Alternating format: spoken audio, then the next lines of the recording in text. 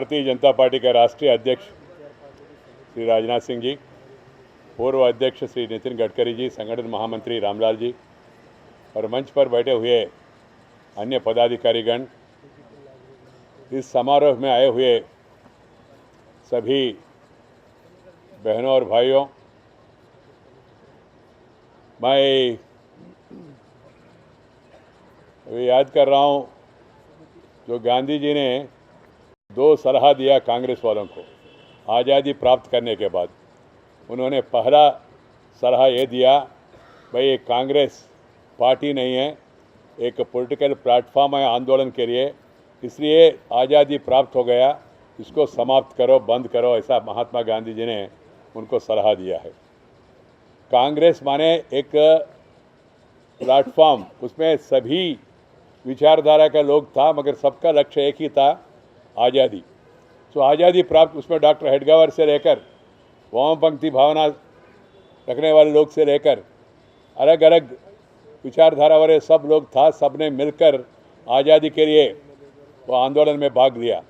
आज़ादी प्राप्त होने के बाद गांधी जी ने पहली सलाह ये दिया, मगर कांग्रेस वाले ने एज यूजुअल उसका अनदेखा किया। They use Gandhi but they never respect Gandhi. दूसरा सलाह ये दिया महात्मा गांधी ने, भाई बैक टू विलेजेस, गांव के ओर जाओ, बैक टू विलेजेस। जैसा मैंने शुरू में कहा, कांग्रेस वाले ने इसको भी अनदेखा करके बैक टू विलेज माने they have shown their back to village and move towards urban area, इसलिए ये स्थिति बन गई देश में। मित्रों, मुझे आज जनसंघ का फाउंडेशन डे का संदर्भ में मुझे एक छोटी सी घटना याद आ रही। एक CAA का एनुअल जनरल मीटिंग हुआ जब मैं अध्यक्ष था पार्टी का, उस समय कॉन्फेडरेशन ऑफ इंडियन इंडस्ट्री का। उस समारोह में उन लोगों ने मुझे बुलाया, तो मैंने कहा भाई मुझे तो ज़्यादा कुछ इकॉनमी के बारे में, इंडस्ट्री के बारे में ज़्यादा नॉलेज नहीं है, इसलिए आप लोग नहीं तो अरुण जेटली नहीं तो यशवंत सिन्हा ऐसा लोगों को बुलाओ। उन लोगों ने कहा नहीं नहीं सर, पार्टी का मुखिया को बुलाने के लिए हमने तय किया। तो मैंने कहा ठीक है, फिर कांग्रेस से भी मुखिया आ रहे हैं ना? उन्होंने कहा नहीं सर, कांग्रेस से मनमोहन सिंह जी आ रहे उस समय। तो मैं और भी संकोच किया, अरे मनमोहन सिंह जी आ रहे तो हम जाके क्या करेंगे वहाँ? मनमोहन जी बहुत विद्वान है, विशेषज्ञ है, इकोनॉमिस्ट है। तो फिर भी उन लोगों ने कहा नहीं नहीं आपको आना चाहिए, तो मैं गया। तो जो उसमें क्या हुआ वो तो विस्तार से नहीं बताऊंगा। एक सज्जन ने मुझे अंत में एक सवाल पूछा, mister Naidu, what are the 3 strengths of the Congress party? What are the 3 strengths of the Congress party?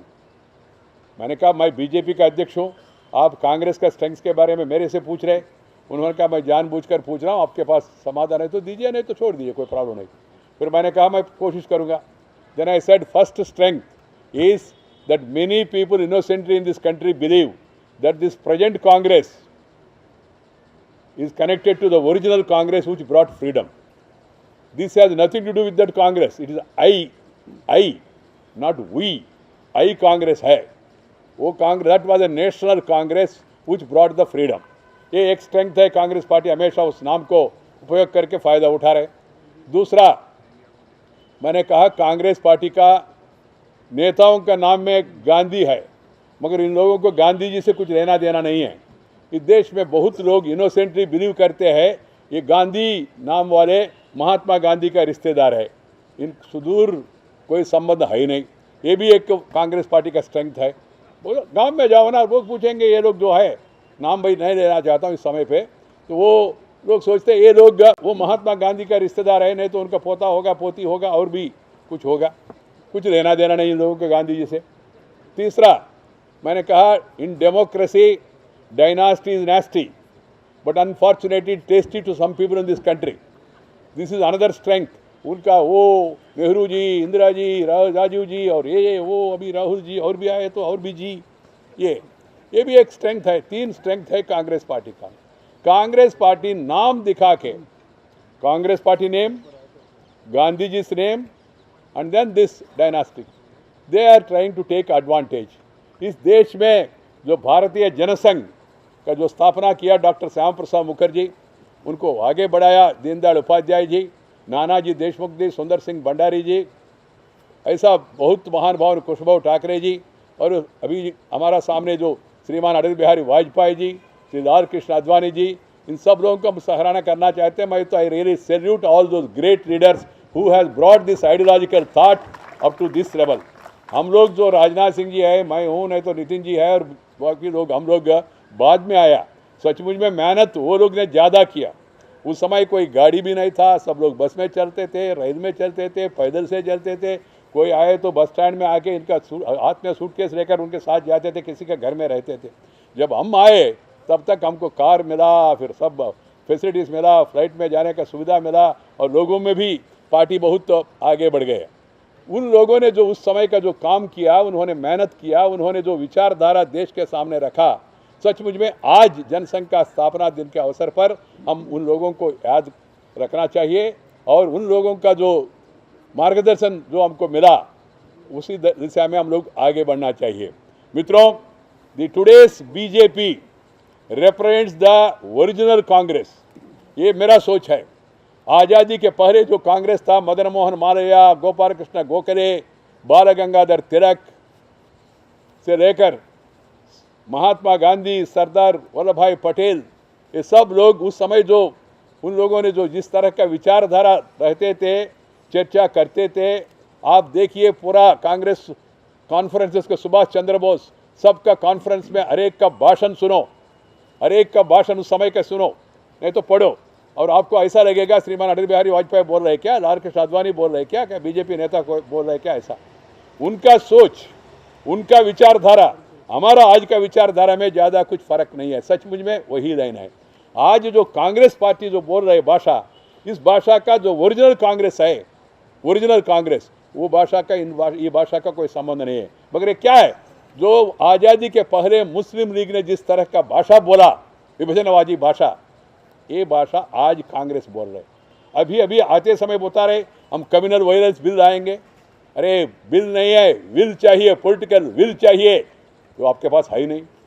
दूसरा ये कह रहा है इस्लामिक बैंकिंग लाएंगे इस देश में, Hindu banking, Islamic banking, Christian banking, forward banking, backward banking, awkward banking, ऐसा होगा क्या? बैंकिंग बैंकिंग ही होता है, इसको भी मजहब के साथ जोड़ना। और इन्होंने सर्कुलर भेजा गृह मंत्री ने, अरे भाई अरेस्ट करते समय किसी को देखो मुसलमान है क्या है, देख के थोड़ा अरेस्ट करना, व्यक्ति को देख के अरेस्ट करना है क्या? अरेस्ट करना है तो उनके ऊपर कुछ आरोप है तो आरोप के बारे में थोड़ा जांच करके आपको उसका कुछ पुष्टि मिले तो फिर गिरफ्तारी करना, केस लगाना, प्रोसिक्यूट करना। मगर हमारा गृह मंत्री कह रहे हैं नहीं मुसलमान है तो थोड़ा ज़्यादा, क्या है?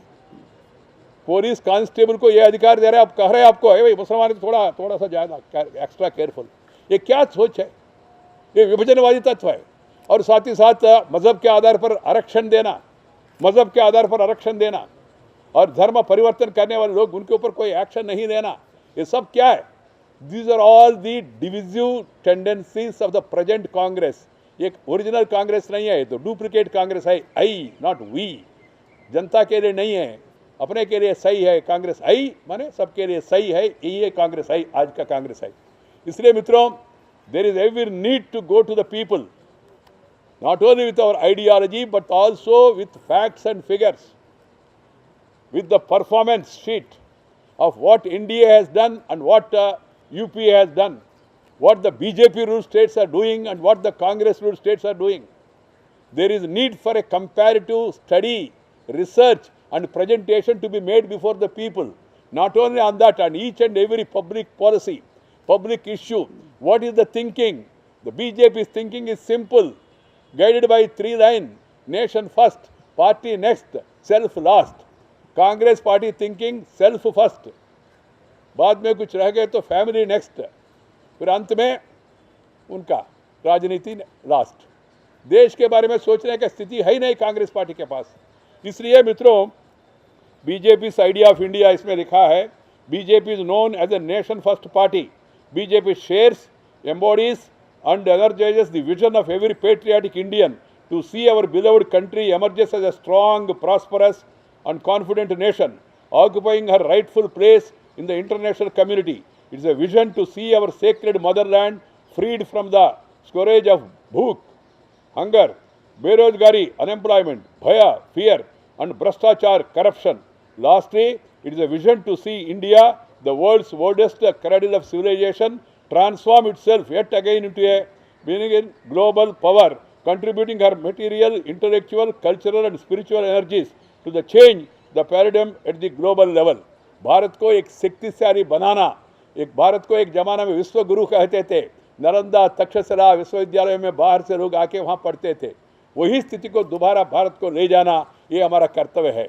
यही विचारधारा डॉक्टर श्यामा प्रसाद मुखर्जी ने, पंडित दीनदयाल उपाध्याय ने हमको दिया। इसी विचारधारा को श्रीमान अटल बिहारी वाजपेयी, लाल कृष्ण आडवाणी जी ने आगे बढ़ाया। हम उसी दिशा में हम भी सोच के और जो सामग्री है इसको विस्तार से जनता तक ले जाना। मैं आखिरी पॉइंट बता के समाप्त करूंगा। इस देश में एक दुर्भाग्य है, कम्युनिस्ट पार्टी कमजोर है, कम्युनिस्ट विचारधारा स्वीकार करने वाले लोग कम है, मगर कम्युनिस्ट सोच का लोग प्रमुख स्थान में बैठे इस देश में। कांग्रेस पार्टी का प्रोत्साहन के कारण से मीडिया में कुछ यूनिवर्सिटीज में, कुछ जहाँ जहाँ क्रूशियल सेक्टर्स है उसमें जो लेफ्टिस्ट सोच वाले, लेफ्टिज्म को people have left leftism, but unfortunately these people who are placed in certain important key positions, they always try to put those ideas before the people and try to divert the attention of the people from the main issues and then try to organize debates.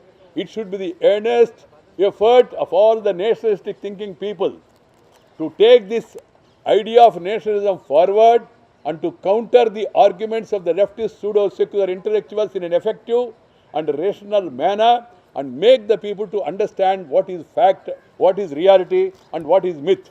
See, one figure, Congress party, Chidambaram, another great scholar of economy, who is equally responsible for the ruination of the economy of the country, along with Sri Manmohan Singh, he has successfully ruined the country's economy. See the figure. I challenge the Congress party, UPA, and their supporters, whoever it is, what was the GDP growth rate when NDA took power? It is 4.3%. When NDA took power, it was 4.3%. What is the growth rate achieved by NDA? 8.06% when NDA left the government. So what is the growth rate when the Congress took power? It was 8.06%. What is the growth rate as on today under the great leadership of Sri Manmohan Singh, Sri Chidambaram, Sri Montek Singh, and also another person whom I don't want to name now because he is occupying another position now. 4.96%. विरासत में आपको 8.06 मिला, आप उसको 4.96% तक लाया. This is the great achievement you have made. शर्म होना चाहिए सचमुच में. इस विषय में बहस करने के लिए भी आपको कोई नैतिक अधिकार नहीं है. इतना it's a total dismal performance. ये स्थिति है. इसलिए मित्रों, ऐसा फैक्ट्स एंड फिगर्स के साथ लोगों में जाके लोगों को कन्विंस करने के लिए पूरा प्रयास होना चाहिए. एक आइडियोलॉजिकल डिबेट विचारधारा के अनुसार, इसके लिए जो सामग्री चाहिए, जो पुस्तक चाहिए, जो लिटरेचर चाहिए, जो फैक्ट्स एंड फिगर्स चाहिए, इसी को मेन एजेंडा के रूप में लेकर ये पब्लिक पॉलिसी रिसर्च सेंटर जो सामने आया, मैं चाहता हूं उसको हम पूरा समर्थन करें. पार्टी समर्थन करेगा. मैं भी आश्वासन देना चाहता हूं लोगों को, डॉक्टर श्यामा प्रसाद मुखर्जी के न्यास के द्वारा हम पूरा समर्थन करेंगे. कारण क्या है, मुखर्जी न्यास का भी उद्देश्य यही है, राष्ट्रीय विचारधारा को, नेशनलिस्टिक थिंकिंग को आगे बढ़ाने के लिए प्रोत्साहन करना चाहिए. I sure them that on behalf of the Syama Prasad Mukherjee NAS, we will extend all support to the extent possible within the means that are available with the trust, and I hope that this initiative will become very strong and very effective, and they will become more communicative, so that our people who go around the country, they will have enough literature in their hands to counter the wrong propaganda of the pseudo-seculars, wrong propaganda of the leftists, and wrong propaganda of the dynasty which has ruined the country. This is very much necessary. I wish them all the best. Thank you very much. Namaskar.